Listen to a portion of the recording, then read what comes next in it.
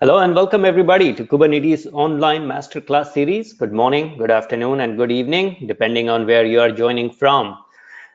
We had 1,000+ registrants for today's class, and we are expecting several hundred of you to join. Usually it happens that way. People join from all over the world, so thank you for joining. If you are in Asia or Europe, pretty late for you guys. This is a series that we started about 2 months ago. We run it not every week, but almost every week, and we pick interesting topics. I'm going to go over that. The session is about an hour long, and then after that we have a Q&A. So I'll go over some of those mechanics as well. But just to get started, we have covered various topics in the past, like migrating existing applications with Kubernetes, Prometheus. We're going to talk about Prometheus support sometime. We're going to talk about how to troubleshoot. We are going to talk about today how to run databases. I'll speak about it. We talked about security a few times, and we talked about just building a Kubernetes strategy in your enterprise.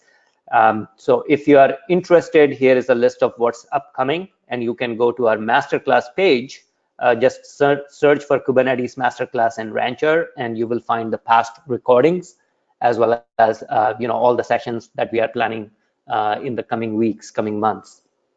Okay, but today we are talking about working with databases on Kubernetes, and deploying a database in production on Kubernetes is a fairly complicated issue. Starting from, we are going to cover a lot of it. We are going to cover starting from what it means and how to deal with it to how to really solve it. And we have somebody from Portworx, an engineer, Michael Ferranti, who's going to walk us through that. He has his slides, and he has a demo as well. Now, before I get started, we also get questions about Kubernetes. In general, we believe that there are no bad questions. So if you do have questions about Kubernetes and how to get started with Kubernetes, we do run another training every Thursday. It's at rancher.com/training as an intro training to Kubernetes. So that's also something interesting if you want to go and check it out. But on to our presenters. Today we have Michael Ferranti, as I mentioned. He's VP of Product Marketing. Michael has been an engineer for a very long time, and he has been in this space for quite a while. He has been working with containers and storage actually since 2014, and he was a part of a team that launched Flocker, the first open source project to tackle persistent storage for containers. And now he runs both product and product management and product marketing at Portworx, and he works with enterprises everywhere. And their primary goal is to make data-rich applications successful in containers. So if you are wondering, I already have an application, I've figured out how the containers work. I'm learning more and more about Kubernetes, and then the last stop that I haven't figured out yet is how to work with databases and containers. You have come to the right session, and you have the right person, one of the best people in the world to talk about this topic.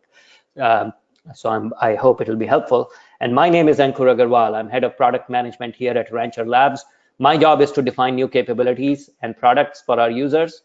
Prior to joining Rancher, I built and ran Kubeship.io, which was an accelerator focused on container delivery. I've been in DevOps and cloud computing space for over a decade, and I've built several cloud products for companies like VMware, Mercury, and now, of course, for Rancher.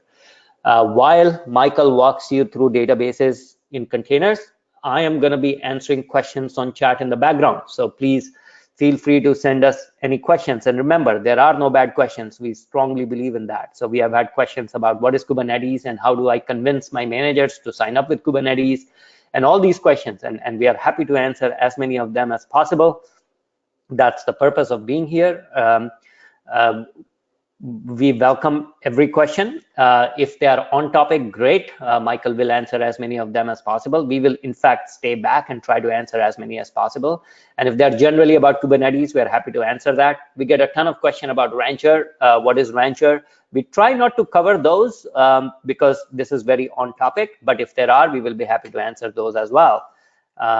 And that's about it. One of the basic questions we get is this session being recorded, and can I get slides? Absolutely. Just go search for our Kubernetes Master Class, and then you should definitely be able to find these recordings online. They are out on page. They get posted to our YouTube. So there are multiple ways in which you can get it. And Michael, with that, I'm going to hand over the session to you, and please take it away. Okay, great. Thank you very much, Ankar. I am going to share my screen, everyone. Okay, here we go. Let's get started. I'm very excited to be here. I'm not going to kind of rehash the intro content that Ankar shared. I think that's a great introduction and exactly what we're going to focus on today. So let me make my screen full screen.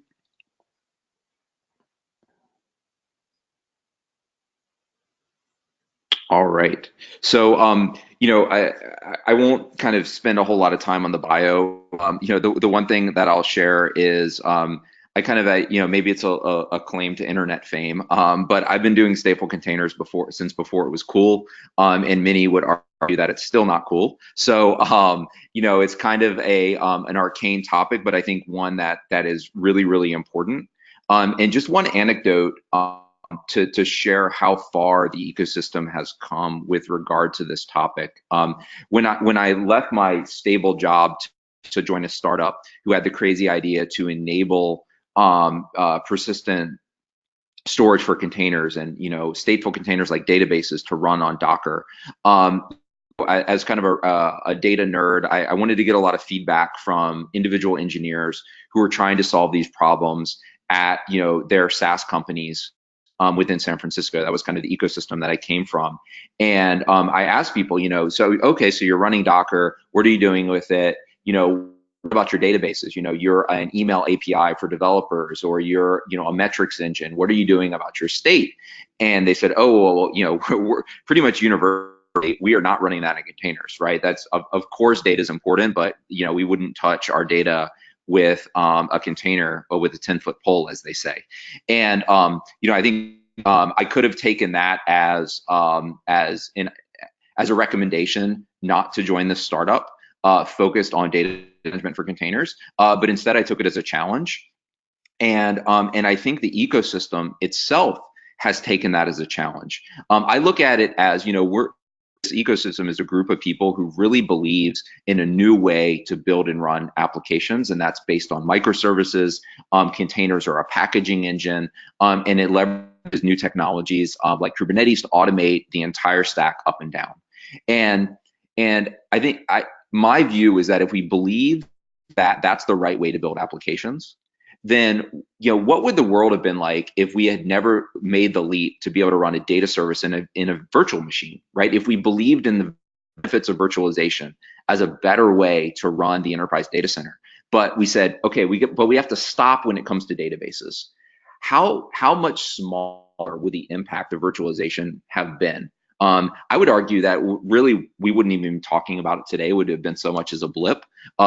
Cloud never would have been invented. Amazon never would have made it easy for any team anywhere to easily get infrastructure.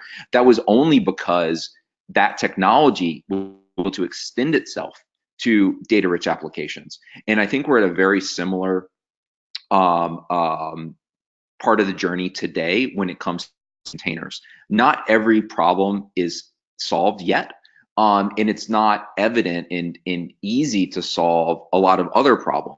You have to do some research, you have to do some experimentation, but I think we're on our path. And hopefully what I'll be able to share today are some of the insights that I've gained over a 5-year journey, focused exclusively, frankly, on running data-rich applications in containers.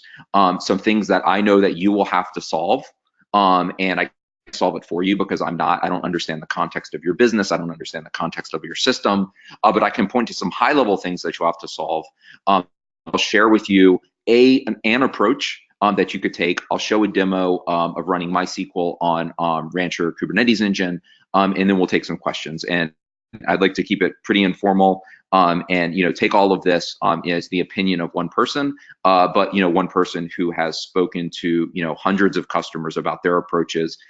And my attempt here is to consolidate it down into something that I think that you can take away, and will make it easier for you to kind of start your stateful container journey or kind of take it to the next level.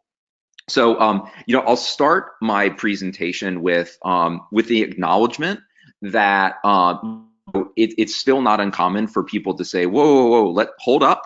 When we start to talk about containers and database, realize we're on thin ice.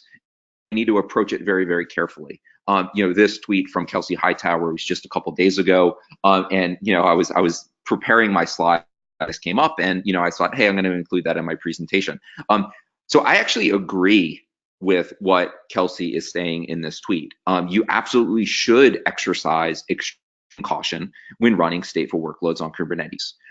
The one thing that I don't agree with is really kind of, I think, the underlying sentiment that if it's not stateful, then we don't have to exercise extreme caution. And I think that makes stateful services seem special instead of just different. Stateful services are different. There are different problems that you have to solve when the workload is stateful, like a database. But there are hard problems that you have to solve when an application is stateless as well, right? If you are in charge of Uber or Lyft's geolocation service, right? That's a stateless application. But I would posit you need to exercise extreme caution with building and running and deploying that system because it's mission critical. If you are in charge of a streaming engine within Netflix, then I would posit that you need to exercise extreme caution, even though that's a stateless service.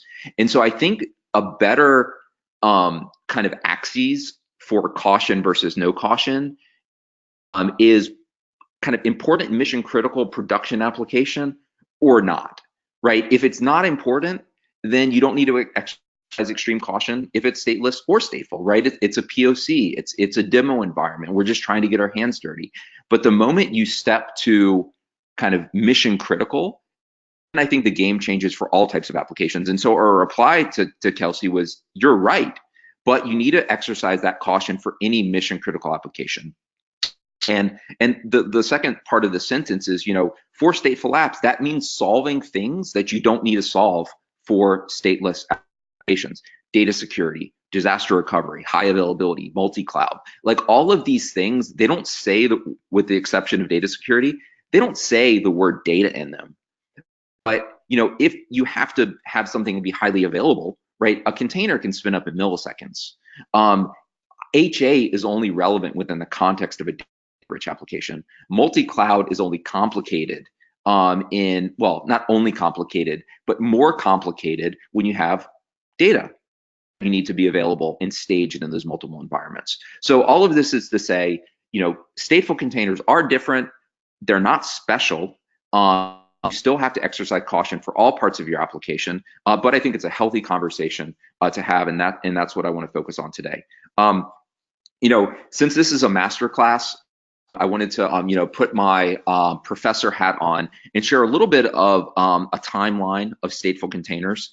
I think this sets the stage for some important topics, and I think some important reasons why I think the ecosystem still has some work to do. It really starts with, and by the way, as the title indicates, this is incomplete, right? So please ask questions about things that are left off, but realize that I consciously left most things I could have put on this timeline off in order to share what I think is kind of the meta arc of going from inability to run stateful services on containers all the way to lots of success stories happening today. And the first part of that journey really started with the launch of Docker in March 2013, was followed about a year later with the launch of Kubernetes. I had already started at a company called Cluster HQ, which is the founders of the Flocker project.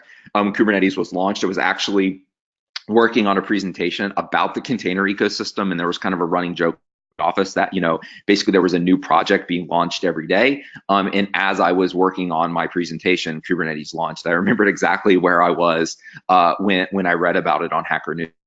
And both Docker and Kubernetes in those early days were really focused on stateless applications. I mean, it was just pure and simple as that. The primitives for stateful applications did not exist in those tools when they launched. Flocker was launched in July of 2014. And again, this is kind of the first open source project that was really focused exclusively on the ability to run stateful services in containers.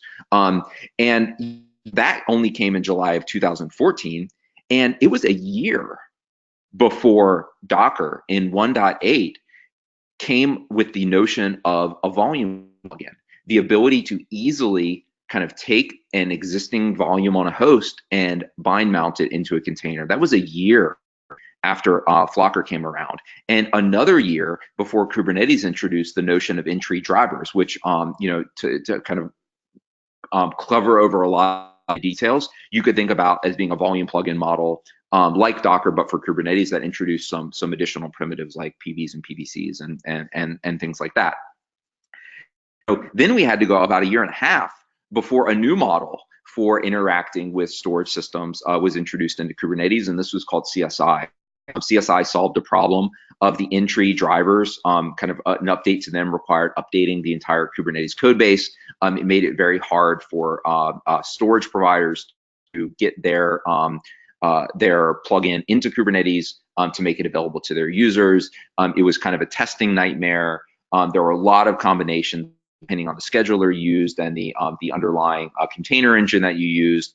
If you were on DCOS or if you were on Docker or if you were on Kubernetes, CSI solved that by making a single standard interface called Container Storage Interface that made it really easy to build drivers and as a user to pick and run a driver that was compatible with any scheduler system, including Kubernetes.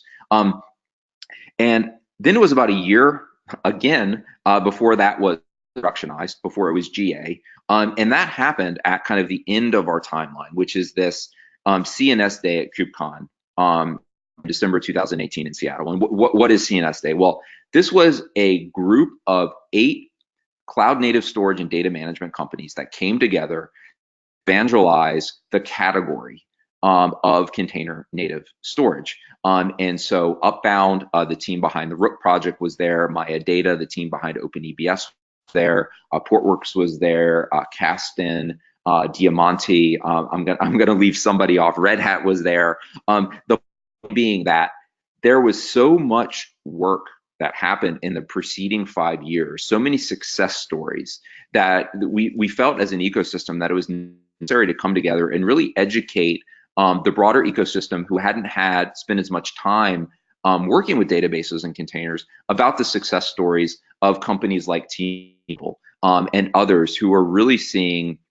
a lot of benefits by being able to get the same agility that they get for the rest of their applications for their databases on Kubernetes.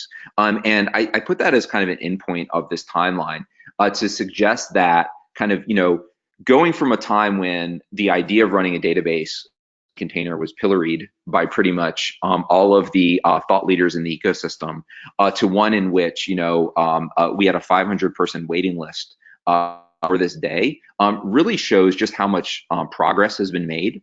And yet there are still a lot of problems to solve.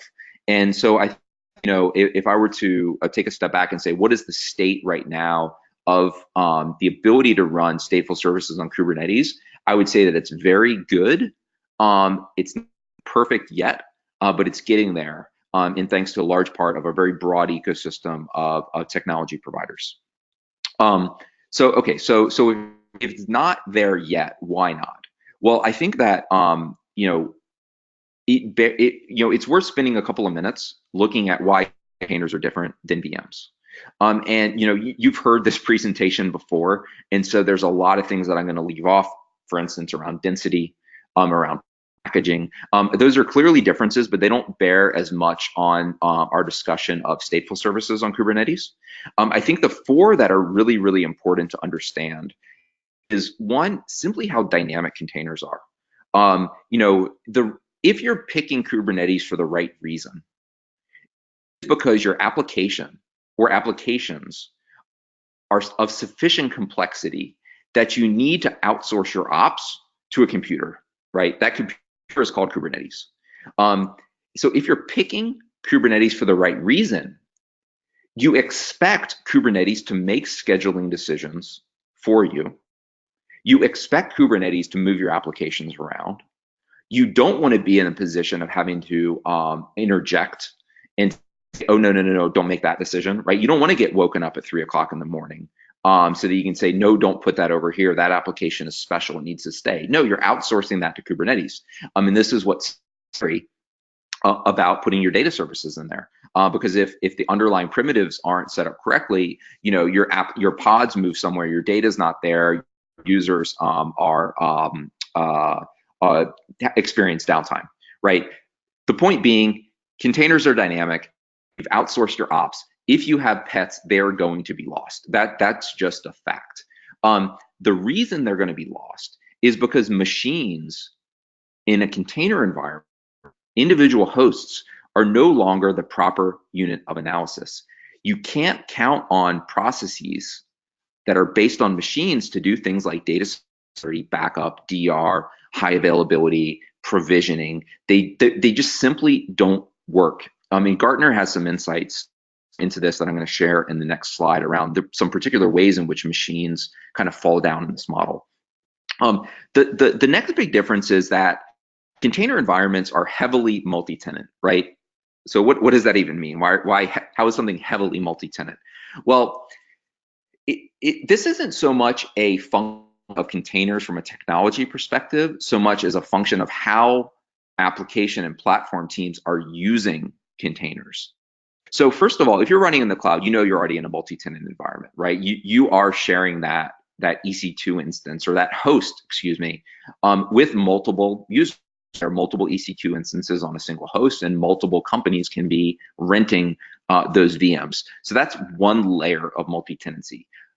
Kubernetes and containers put a second layer of multi-tenancy on top of that.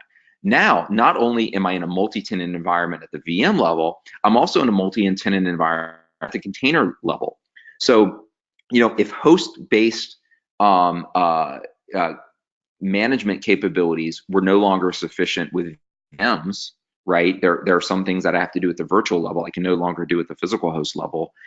We just multiply that out in terms of complexity when we add on. Now it's no longer even the individual virtual host is no longer sufficient. I have to provide access controls, for instance, at the pod level, not even at the host level.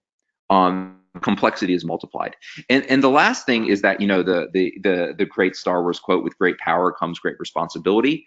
Well, individual devs in a Kubernetes environment have been radically empowered for speed, right? It is so easy right now to build, run, and deploy an application in a Kubernetes environment. I mean, we have customers who are saying, it used to take 6 weeks to get an application environment because we had to put a ticket in for the hardware. Then we had to put a ticket in to get an OS provision on top of it, and a VM, and all of these things which were ticket-based. Now that same team, they can onboard an application as long as they're packaging their app in containers, then they can onboard that application same day to their Kubernetes platform. That is enormously empowering to the individual developer, but it also increases risks. So you need systematic ways to make sure that your corporate level policies are not violated when an individual developer who might not be up to date on security or compliance restrictions or governance restrictions or various data regulations to build and run applications that are data rich, right? That's a risk area that comes with containers, because the speed is so much greater, right? Before, you had to go through ticketing systems and someone was bound to raise a red flag before it got through to production. A lot of those barriers are now removed with containers, and so you need to think about other ways to solve that. Okay, so this gets us to a point where we can ask the question, why is it so hard to run databases containers, right? We've seen kind of the evolution and the really positive evolution of the primitives coming online for doing things like persistent volumes and persistent volume claims. But we've seen that containers are different from VMs. And I think we can put these two together to say, why are in March 2019, why is this still a challenging topic? Well, there are two things that need to work together in order to successfully run a database in a container. When that application is an important enterprise application. And what I mean by that is, it's not something trivial where if it goes away, we just say oops and move on, right? This is an important enterprise application. When that's the case, you really need two things. You need storage for containers, and that's your persistence layer that was enabled first by Docker Volume plugins, by Kubernetes entry drivers, and now via Kubernetes. It provides the primitives like PVs, PVCs, etc. You also need data management for applications. And here I'm referring to things like data security, right? That can't be controlled at the host level, right? I can't just make sure that if you don't have access, if you have access to that host, maybe you shouldn't have access to some applications running on that host, right? A multi-tenant security. I need disaster recovery that is enabled at the application level. I'm running a 10-node Cassandra ring on Kubernetes, and I need to back that thing up, right? Well, those pods are running all over my cluster. Where exactly are they running? Well, I can get pods and I can look, but as I'm looking to see where the 10 are running, I maybe have one pod that's being relocated to another host. I may have multiple pods running on a single host, other pods running on different hosts. So taking an application consistent backup of that distributed database is complicated. Even if I have persistent storage for containers, I have a volume for each of those pods. But taking an app consistent snapshot is a challenge. And so to summarize, I would say as an ecosystem, most of the focus for the last 5 years has been on enabling storage for containers. That's what Docker volume drivers and entry drivers and CSI are about, storage for containers. Data management, on the other hand, has not been ignored, but it's been underrepresented. And underrepresenting data management for applications means that business requirements get left behind. And I would argue when Kelsey Hightower says we need to exercise extreme caution when running databases and containers, what he's talking about is, are your business requirements met by the technologies that you're using in order to run those stateful containers? Let me explain what I mean there. So this is very, very common. Pretty every single one of our customers starts here, right? They're building an application platform using Kubernetes. That platform is going to be multi-tenant. It's going to have multiple users. The reason it's going to be multi-cloud, the reason they're doing that is because they need their business to move faster, right? They're in a highly competitive environment. They just need to be able to build, run an application faster than their competitors. They need to be able to automate. They want to optimize their infrastructure, maybe in terms of cost savings. That's why they're choosing Kubernetes. And within their enterprise, we see them being successful with Kubernetes for about 10% of the total application portfolio of that enterprise. And when I say enterprise, I'm saying ExxonMobil, I'm saying Pfizer Pharmaceutical, I'm saying Coca-Cola, right? These are companies with thousands and thousands of applications, some of which are never going to go to containers ever, right? A bank is not going to rewrite their mainframe application to run in a container, and they shouldn't. They're not going to start running their Exchange server in a container, and they shouldn't. Their SAP or Oracle financial application. These are not applications that need the automation and scale associated with Kubernetes. So let's call that 20% of enterprise apps never ever move. There's not a story for it.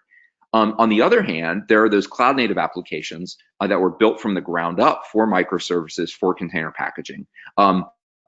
We see about 10% of enterprise applications, and that number might even be a little bit high, fitting well into that model today. So there's 70% of enterprise apps that don't fall into the pure cloud native or never going to be cloud native application, 70%.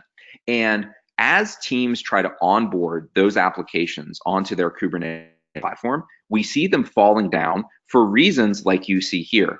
And this is what I mean by those Kubernetes alone not being able to meet business requirements. This is why stateful applications are different, is because they have requirements that are not well met by Kubernetes today. For instance, I have sensitive user data, right? I need to make sure that someone with access to a namespace that shouldn't have access to a particular data doesn't have access to it, right? This just makes sense within a multi-tenant environment. I need to be able to control who has access to what. And yet Kubernetes doesn't support those level of access controls within a namespace. I might have an application with strict performance SLAs, right? I need to not just specify the amount of CPU and memory, but I also need to be able to manage I/O through to that application. Make sure that as my I/O is decreasing to an application, that I can move it to another host, or I can move other apps that are on that host away to provide more resources. I might have strict DR protocols, right? I'm pointing out that the individual business units within an organization have requirements that go above and beyond the ability to package an application as a container. The packaging an application as a container, providing a persistent volume, are for the most part solved problems today. It's these higher level business requirements that are more challenging to meet, and I would argue are kind of the next frontier in the ecosystem's ability to have enterprises be successful with containers. If we can solve these business requirements for these mission critical apps, I think that we're going to start to see that number of apps that run on Kubernetes within an enterprise go from 15 to 20 to 25 and well over 50% of apps that are able to run on Kubernetes. I think other people's research has borne this out. The New Stack published a story in right around KubeCon, where they said that 80% of enterprises list data management, persistent storage, and disaster recovery as top barriers limiting container adoption. And Gartner has shared similar metrics. So they recently released a report, and I've got a link for you to be able to download that on the next slide, called the INO Leaders Guide to Storage for Containerized Workloads. This just came out in January. INO stands for Infrastructure and Operations. So this is Gartner's look at kind of how enterprise IT should be thinking about storage for containerized workloads. And they point out a number of things. I think the most important for this slide is simply that existing machine-based approaches to solving these business requirements that I've talked about are insufficient. You have to look at container granular ways or container native ways to solve those business requirements. The business requirements aren't going away, right? We're not going to be able to tell a business unit, hey, data security is not important. Hey, you don't need it, disaster recovery is hard to do on Kubernetes, and so you just can't do that if you run on Kubernetes. You have to sacrifice DR if you want to get the agility of Kubernetes. Like, you can say that, but that app team is never going to run on your platform. And I think that is both limiting for the business itself, right? That's just a limitation that's unnecessary. And also, I think it's a limitation to all of us as people who enable the success of Kubernetes within our organization, right? This is kind of, as they would say, if we want a rallying cry, this is our time. This is the time in which we can marry the fast way to get to market and the right way to run an application. I mean, if we can't handle those business requirements, then the business units are not going to want to run on our platform, and thus we're limiting our own impact within our organizations. So just to go a little bit deeper, in way, you can download this report for free at portworx.com/Gartner. We've licensed the report and make it available to the entire ecosystem. Gartner has kind of three takeaways, and I really do encourage you to read the whole report because my summary is basically, you can see it is pulled from the recommendation section, but that's 1 page out of 10. They go into a pretty impressive amount of detail about the ecosystem and mention a lot of different approaches to this. And the other thing I'll say is just that I come to this conversation with the perspective working at Portworx, but this report really talks about the ecosystem. It mentions Storage OS, and it mentions EBS, and it mentions NetApp, and it mentions a lot of different storage solutions. And so you can pick the right one for your workload. But I think the important thing is, regardless of the solution that you pick, the contours of the problem are not going to go away. So for instance, Gartner has a couple of things. One is that you should select vendors that are closely integrated with Kubernetes and support standard interfaces. That translates into make sure your solution supports CSI, right? CSI is the new way of interacting with between storage primitives and the scheduler. Make sure that your solution supports CSI. You also, though, need to choose storage solutions that are aligned with microservice architecture principles and adhere to the requirement of container native data services. What does that mean? That means don't expect that your host-based DR program or your host-based data security program is going to work in a containerized environment. There's an impedance mismatch between my ability to control what goes at host level and my ability to control what goes on at a container granular level. If you have a business requirement, you have to make sure that you can support that business requirement for a pod or a group of pods or a namespace. If you're looking at a storage solution for Kubernetes and your vendor says we support disaster recovery, ask the question: can I, have a backup policy for a pod or a Kubernetes namespace, or do I have to do all of that at a host-based level? Right? You have those are the types of questions that you have to ask. And I can't tell you the answer to that question. You have to understand your business requirements and just know the right questions to ask. I think that's the most powerful thing that I can share with you. And the third is select products closely aligned with dev workflows tools. What does this mean? Well, I think there's a good example, and we alluded to it earlier, which is that many developer teams are now running distributed applications within Kubernetes. So I might be running a 10 node Andrew ring or 5 Kafka brokers or something to that extent, right? Many enterprise storage systems for a long time have given us a notion of consistency groups, that I can snapshot a set of machines at the same time and take an application consistent backup. Okay. So I want to do the same thing, but I want to do it for my pods. Well, that's actually a much different problem, because now my machine-based tooling no longer works. First, I can have multiple pods running on the same machine. I can have pods spread across multiple machines. I need a different level of access. I need to be able to control at the pod level. You need to make sure that those types of workflows are well supported through your storage vendor. So again, this is Gartner's take on it. It's not a take. We've licensed the report. Encourage you to check it out at portworx.com/Gartner. You can download it for free. I think it's a lot of really, really good insights. And hopefully it'll help you formulate some of those questions so that as you approach how to solve those business requirements, you'll be better suited to kind of pick the right solution. Okay, so I want to just do a quick time check. Okay, 37. So I'm gonna go through this next part a little bit quickly because I want to make sure we get to a demo, and I'm going to make sure we get to questions. So I've spoken a lot about the differences between containers and VMs. So I want to give you some questions that you, as an architect, as an engineer, need to be able to answer for your business and your application before you run stateful services on containers. And again, there are multiple ways to solve these problems. I'm not here to tell you which way to choose. I'm here to highlight the issues that, regardless of which you choose, you're still going to have to solve either explicitly or implicitly. So, for instance, why can't you simply, connect your Kubernetes environment to an existing storage array that you already have in your data center? And I would even extend this to cloud-based storage like Amazon EBS or Google Persistent Disk or Azure Disk. Why can't I just use that? Well, we just answered that. That tooling is typically machine-based, not container granular. So if you have multiple pods running on an EBS volume, well, now how control that volume.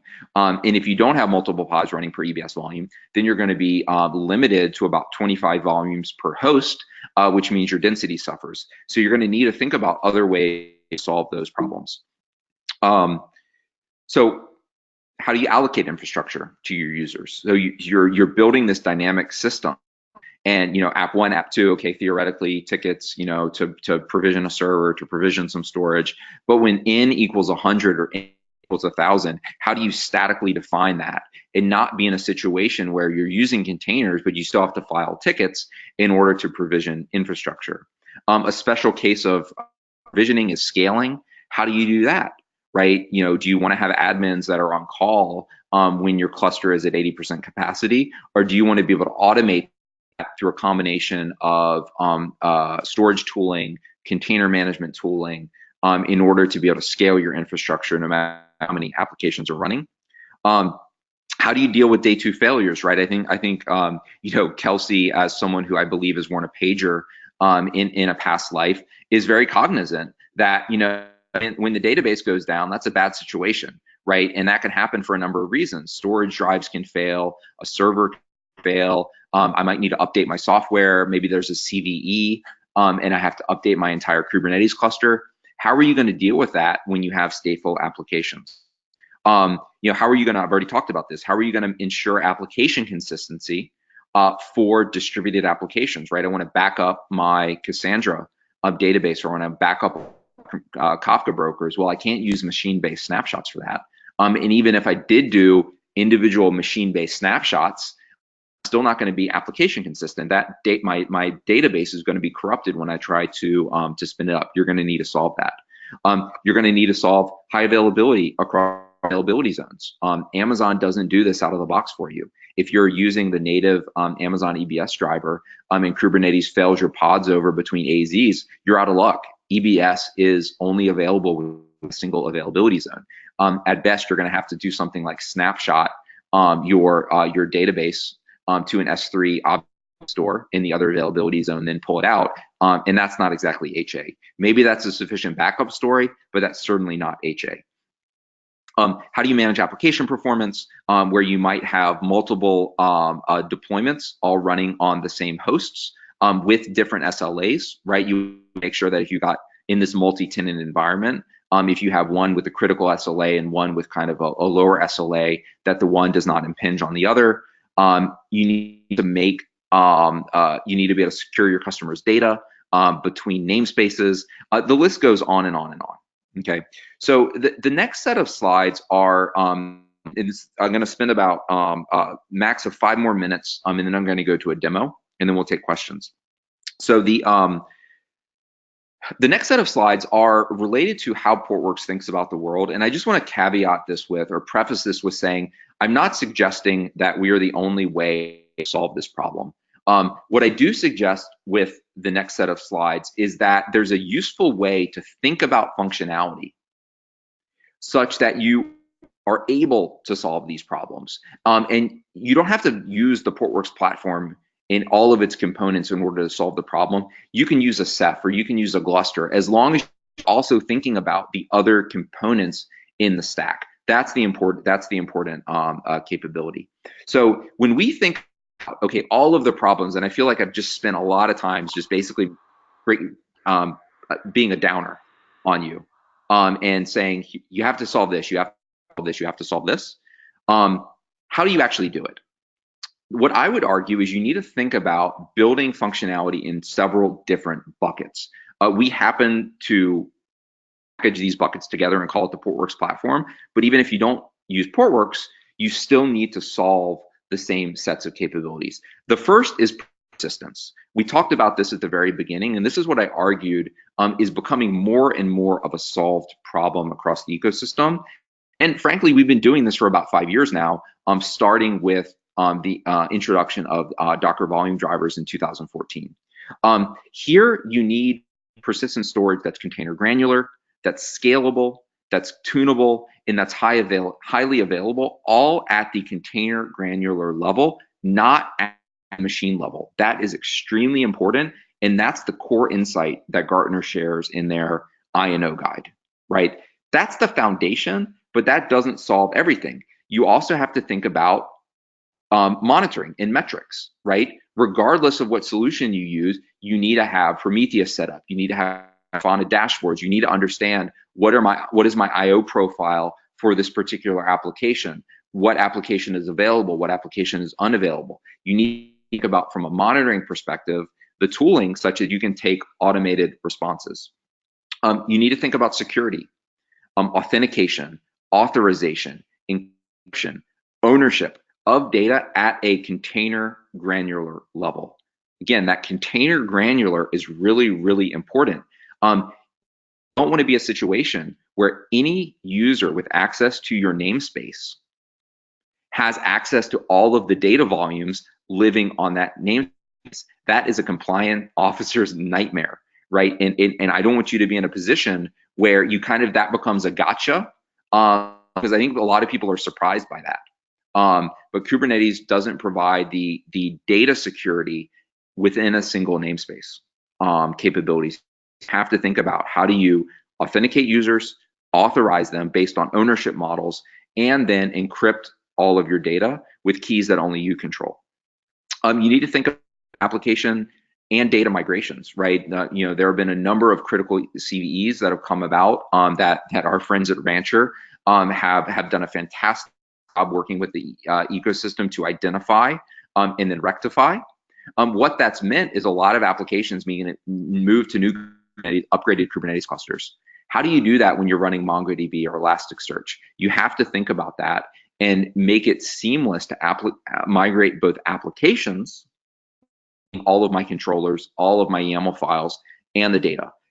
App consistent snapshots, backups to cloud, copy data management for debugging test purposes. You need to think about how you solve that, as well as disaster recovery. So zero RPO failover. As a for instance, if I'm running in Amazon in Northern Virginia and I want to be able to have a DR site within Azure in Northern Virginia, how can I fail over between what we call those federated clusters with a RPO or a recovery point objective of 0? That means I'm willing to accept 0 data loss. How do you do that? How do you fail over further across the wide area network between, say, Azure East and Azure West? How do you do disaster recovery, again, for apps and data, and do all of this in a container granular way? If you can think about your business requirements in these terms, again, not in terms of the Portworx product set, but in terms of container granular storage, container granular data security, container granular disaster recovery, you can start to put together a solution that's going to work for your applications. And with that, I wanted to share a demo of how to run MySQL on RKE, and then I want to turn it over to some questions. So just to make sure that there are no snafus, I'm showing this as a recorded demo. This is available on our YouTube. You can just Google HA-SQL on Rancher RKE, and you'll find it. You can watch it at your leisure, but I'll walk through it here. So what I'm doing is I am going to first install through the Rancher catalog, so you can see it there. I'm going to be walked through basically a configuration engine that takes all of the different environment and variables for your application, and just basically creates a YAML file that will deploy Portworx as a daemon set. So I'm going to specify a couple of different options in terms of versions. There are defaults, and you can always pick latest if you want to do that. So I'm going to update the version of Portworx to install, as well as the version of Stork. Stork is an operator, for an open source operator for Kubernetes that handles volume placement and ensures hyperconvergence. So your pods are always on the same host as your data. I'm just going to update my cluster name, and then I'm going to launch Portworx. This part takes about 20 seconds, so I'm just going to fast forward in the video until that is deployed. So now Portworx is deployed, and now I'm actually going to launch MySQL through the Rancher catalog. So I'm going to go to MySQL. I'm going to give my database a name. I'm going to choose a namespace to deploy it to. I'm going to create a MySQL password so I can log in once on the server side.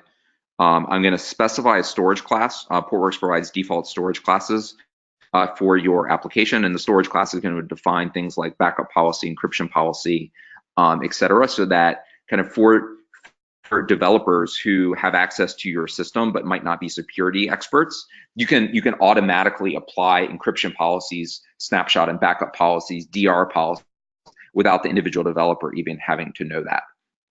So now I'm just going to get into a shell within the Rancher UI. I am going to see that my 3-node cluster is up and running, and I'm going to show you how I can log into MySQL, add some data, and then eventually we are going to kill that MySQL pod and see that it's rescheduled to another host with its data intact, and I'm going to show you some kind of day 2 operations as well. Okay, so I'm just showing that I've got a volume where var lib MySQL is mounted. That's got about 8 GB of available storage. Now I'm going to log into MySQL. I'm going to add some data to my database.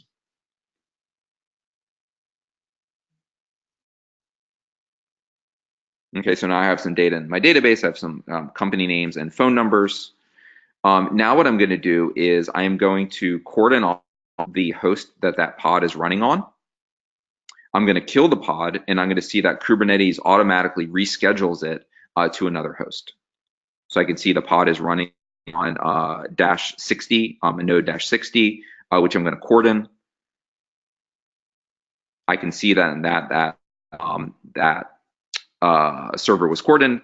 Then I deleted my pod. That went really quickly, but now you can see that one pod is terminating and another is initializing. That's terminating is on -60, and the one that's running is now on -251. I'll just keep 251 in the back of your mind in a second. So now what I'm going to do is I'm actually going to so I'm going to show you a day 2 storage operation. One of the things that a lot of our customers said that they wanted was the ability to kind of resize their data volumes on the fly. So I'm going to show you how to do that by just updating my PVC.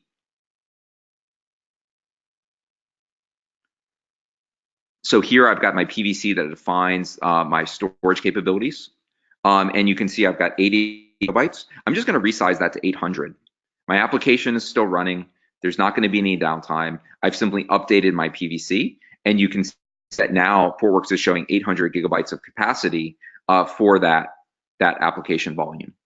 I can also see that my pod is running on node 251, showing that that the reschedule happened, that I still have my data, and you can see that I've got about 800 GB of storage available there.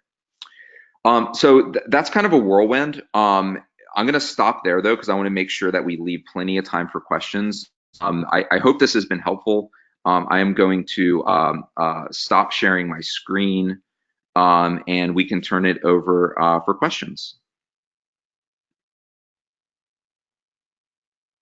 Hi, Michael. There are many questions. Some of them are I assigned a few of those to you, and some of these are related to your licensing. I'm going to ignore those for now. Let's try to answer the technical questions that came. Yep. That'll be. Are the ones that are signed would be the ones that are showing up in my question queue? They would be, and I haven't assigned you all of them, so I will start doing it now. Okay. Go ahead with the ones that are already in your. Okay. Okay. So the first question is, how can I manage database upgrades and migrations in a safe manner? Excuse me. I deploy the next version of my application that requires a database schema migration. What tools and how can you help me do that? So that's a great question. So the first thing that you need to do is be able to have a copy of your data. So this is called copy data management. And there, what you're going to want to do is take a snapshot of your database, your data volume, excuse me. Then you are going to want to spin up a new pod and use that data volume. Now you basically have a new version of your database, say the latest version of MongoDB. You can run your CI tests, and you can make sure that everything is copacetic. If so, then you can upgrade basically or promote that new version of your database to prod. Portworx actually has some capabilities around blue-green deployments for this that automate a lot of those steps. But regardless of the system that you use, you're going to want to snapshot the underlying data volume, spin up a new version of your application pod mounted to that volume, run your CI tests, and then if everything is working well, you can switch your load balancer over to that new application. Okay, looking at the next question. I don't see which ones are assigned to me. No problem. Let me ask you a few. There's a question about what is the best database to use with Kubernetes. I mean, and people are asking like, is it MariaDB? Is it something else? So, Yeah. that's an interesting question. Is it Oracle? Like, what do you guys recommend? Yeah, I mean, so that's a question without an answer because the best database is always related to your application requirements. I can tell you the top 5 most common that we see are Cassandra, Kafka, MySQL, Postgres, and Elasticsearch. We see a lot less MongoDB than other data services, and I don't really have an opinion on why that is. Yep. But you know, once you've solved persistence and data management at a container granular level, and there I mean data security, backup and recovery, things like that. Really, Couchbase or CockroachDB or Postgres or MySQL, none of them are better or worse for Kubernetes. It's kind of a binary. Either you can solve those problems, in which case it's okay to run on Kubernetes, or you can't, in which case it's not. There's kind of not a magical database that is easier, quote unquote, to run on Kubernetes because you need to solve all of the same underlying problems. Okay. There is a question about Kubernetes operators and how they help or do not help in running stateful workloads on Kubernetes. So the question is, what works and what doesn't work if you Yeah. use the operators? Yeah. So the thing to understand about operators is one, they're a continuation of the philosophy behind Kubernetes, which is that computers are better at making operational decisions than people are. So that's kind of at a macro level. That's what operators do. They make automated decisions. The thing you have to understand about operators, and the reason I can't answer that question categorically, is because you have to understand what is the scope of that operator. Right now, for instance, we work with Couchbase as a Portworx partner, and they have a operator for Couchbase. Really, really great operator that handles the installation and upgrade of Couchbase itself, as well as kind of resyncing a Couchbase worker into a Couchbase cluster. Those are all necessary components of running Couchbase on Kubernetes. But what that operator does not do is, for instance, manage the underlying data that's associated with. So, for instance, if I have a 3-node Couchbase cluster and one of the nodes goes away, the Couchbase operator can instruct Kubernetes to bring up another node, but it's not going to bring back up the data. There are other operators that would ensure that. For instance, Stork that I mentioned earlier, Stork will actually tell Kubernetes if there's a backup or a copy of that data somewhere else in the cluster. It will tell Kubernetes where it is and where to schedule. So I think the thing about operators is A, not assuming that they're magic. 2, understanding what their scope of operational management is, and then mapping that to your business requirements. You never get away from understanding the business requirements, and if you and what you're trying to accomplish, what the operator itself does, then you'll be able to either leverage those operators, excuse me, for all of the things that they do, or say, you know what, the operator gets me so far, but then I need to build something else to get to the finish line. And you'll just know that coming in. I have seen some people assume that operators, because they think about it at kind of a marketing level, like, oh, an operator for Couchbase, it must do everything that Couchbase DBA would do. But that's not the case, at least initially. Okay, well, thank you. We are almost out of time. Actually, it's about 11 right now, but I will give you one more question. I think it's very relevant to what you were saying just now about backups. The question really is very simple. How do you handle backups with Portworx? And if you take a snapshot, you snapshotting of the volume, will that do the work, or do you need to do something more? Yeah, so that's a great question. So with Portworx, we have a notion of app and data backup, and we think that this is really important because you saw in my demo that my PVC had been updated. I actually updated the PVC to go from 80 gigabytes of data to 800. Now, that PVC is not the actual data. It's an object within Kubernetes, but that object defines my desired state of my Kubernetes cluster. So if I'm making changes to my Kubernetes objects as well as my data, you need to be able to back up both the objects and the data. I think that is that when you think about it that way, it turns out that Kubernetes is not actually as stateless as you thought it was, in the sense that the objects themselves are mutable. I can update my PVCs, I can update my my storage classes, I can update my controllers. And so what Portworx does is we say an application is made up of controllers, objects, and data. And when I need to back them up, I need to back them both up. And so what we do is we basically give you the ability to pair two Kubernetes clusters together. So let's running in an RKE cluster on Amazon and on-prem. You can pair those clusters together. You define a migration YAML file that says, this is my source cluster, this is my destination cluster. I want to include all my Kubernetes objects in this backup. You can basically kubectl apply that YAML spec that defines the migration.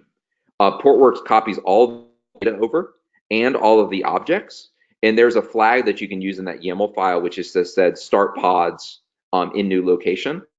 And if that's the case, the pods will actually come up in order once all of the data has been migrated. And you can also do this in a continuous manner. So you can actually back up across the WAN, say from Amazon US East to Amazon US West in a continuous manner. So you can, when you deploy your pod, you can basically deploy a backup schedule, and Portworx will pair those clusters together and say every 5 minutes or every 15 minutes, we'll back up your data and your Kubernetes objects to the new cluster, such that if you ever need to spin up the application in the new environment, it's already ready to go. And I'm happy that's kind of a quick overview since we're running low on time, but I'm happy to share more with you about that later. Okay, that was helpful. And I think we will end it here. There were a lot of questions about what Rancher can do and you know, a little bit about Kubernetes as well. So I brought up this page. We do have a blog, rancher.com/blog. You can just go to rancher.com, also look at our docs/docs. And then, as I said before, if you're just starting out with Kubernetes, then we do run a starter training called rancher.com/training. So you can join that. We do that every Thursday, and Adrian Goins runs it for us. He's very experienced. He has been with us for a long time. He can answer a lot of questions about Kubernetes as well. And Michael, thank you very much for joining from Portworx. This was definitely a great session to be here, and I learned a lot. I'm hoping that our audience learned a lot too. Yeah, right, thank you so much. And I forgot to mention one thing. If anybody wanted to know more about running specific cases on RKE, we've just published a lot of content on Portworx. So just go to the Portworx blog, and you'll find the Rancher blogs right there up. It gives you more specific details around MySQL, Postgres, and MongoDB, and we'll have Cassandra and Kafka coming in the next couple of days. Wonderful. Thank you very much, Michael. Thank you, everyone. Have a great day. Bye-bye.